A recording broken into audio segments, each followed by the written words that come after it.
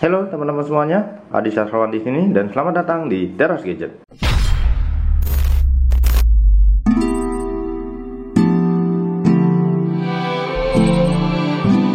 Oke, di video kali ini kita mau unboxing sebuah smartphone lagi ya. Jadi ini adalah salah satu mantan flagship lagi di tahun 2019 dan ini dari brand LG. Jadi ini adalah salah satu smartphone terbaiknya LG di tahun 2019. Smartphone apa ini? Langsung saja kita unboxing.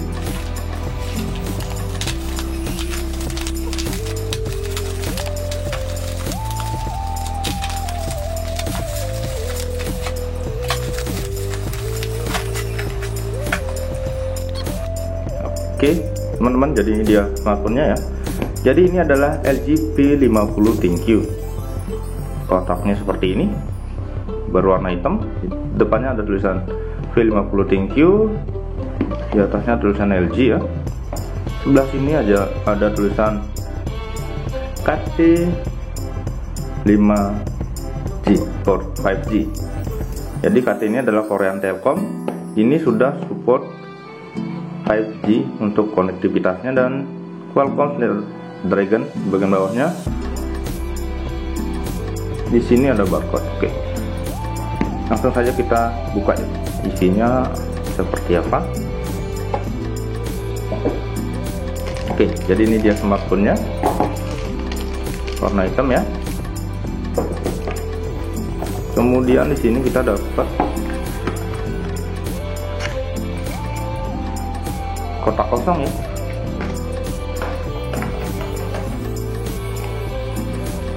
Sebuah charger, ini mereknya, kepala charger ya, mereknya Samsung. Mantap sih, tapi memang si penjualnya bilang kalau aksesorisnya OEM, tapi ini dapatnya Samsung. Ya, gitu deh. Kemudian di sini ada USB Type C ya.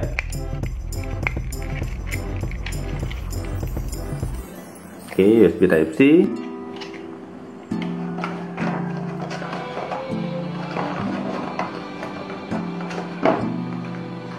Dan sebuah earphone,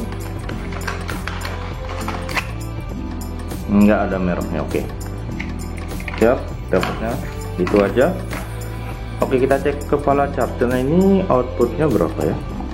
Oke, jadi untuk kepala chargernya itu dia outputnya 5 volt 2 ampere dan ininya warna orange ya. Oke, sip, kita rapiin dulu. Oke, jadi ini dia smartphone-nya, warna hitam, dan kita lihat kualitas fisiknya ya. Jadi karena ini HP second, kita cek fisiknya dulu. Oke, jadi kalau kita lihat dari fisiknya ya, smartphone ini sih masih mulus ya, karena saya belum menemukan dent ataupun goresan sedikit pun di bagian smartphone ini. Kalau bisa dibilang mungkin kemulusannya itu sampai 98%-an ya, itu mungkin 99%, karena saya nggak nemu sedikit pun dent ya. Bagian layarnya mulus ya.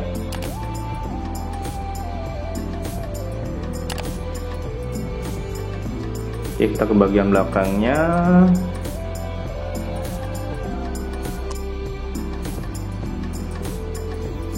Bagian belakang juga mulus ya, tanpa baret.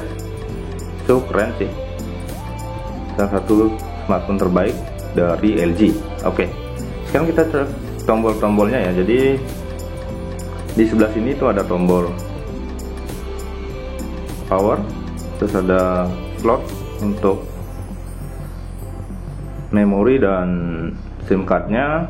Terus sebelah sini ada speaker, colokan USB Type C, colokan audio jack 3,5 mm masih ada ya. Terus di sini ada tombol volume up and down dan sebuah tombol untuk Google Assist. Oke, di atasnya cuman ada sebuah mikrofon ya. Oke deh, langsung aja kita coba hidupin ya.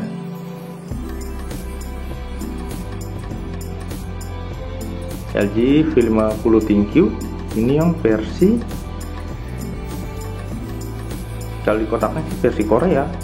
Kita tunggu, ini yang versi apa sih? UT4G. Oke, udah langsung hidup ya.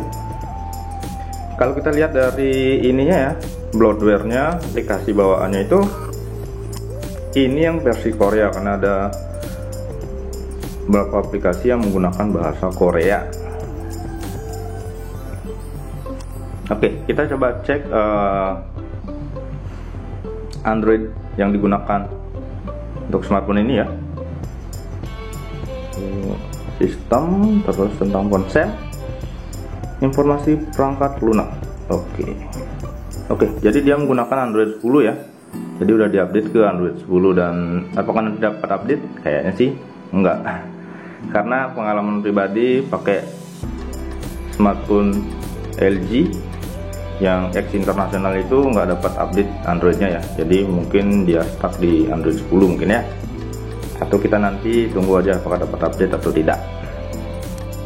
Oke, karena ini sudah disetting dan sudah install beberapa aplikasi, gimana kalau kita reset aja dulu ya, kita setting ulang smartphone ini.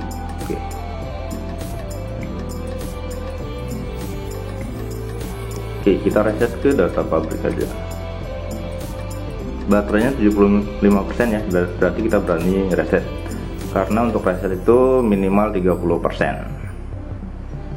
Oke, kita reset ponselnya, hapus semua, atur ulang, siap. Kita tinggal tunggu ya. Oke teman-teman, jadi ini dia smartphone-nya, LG P50 ThinQ yang 5G. Dan sebelumnya saya sudah reset dan install beberapa aplikasi di smartphone ini. Oke, pertama-tama kita coba cek AIDA 64 dari smartphone ini ya. Jadi di sini kita mau cek jeroan dari smartphone ini. Nah, di sini ini LG yang model LM-P500N ya, LG P50 ThinQ 5G. Kemudian RAM-nya itu 6 GB dan memorinya itu 128 GB. Oke. Kemudian kita masuk ke CPU. Nah, di bagian CPU, smartphone ini menggunakan prosesor Snapdragon 855 ya, dengan quad-core 7 nanometer 2,8 GHz. Oke, kemudian masuk ke display. Nah, untuk resolusinya sendiri dia menggunakan resolusi QHD ya, yaitu 1440 kali 3120 dengan panel OLED. Pixel density-nya itu 537 dpi dan dia menggunakan GPU render Adreno 640 dengan refresh rate 60 Hz ya. Oke, kemudian kita ke bagian baterainya. Oke, untuk baterainya sendiri dia menggunakan baterai berkapasitas 4000 mAh. Nah, kemudian karena ini smartphone dengan prosesor 855, kita coba cek Antutu benchmark dari smartphone ini. Nah, berapakah skor Antutu benchmark dari LG P50 ThinQ ini? Oke, setelah saya tes, hasil Antutu benchmark dari smartphone ini berada di angka 400 ribuan. Oke, kemudian kita coba main game dengan smartphone ini ya. Jadi ada beberapa game yang sudah saya install, yaitu PUBG Mobile, PES 2021. Nanti kita coba salah satu ya. Kemudian sebelum kita masuk ke tes gamingnya, kita coba tes kamera dari smartphone ini dulu ya.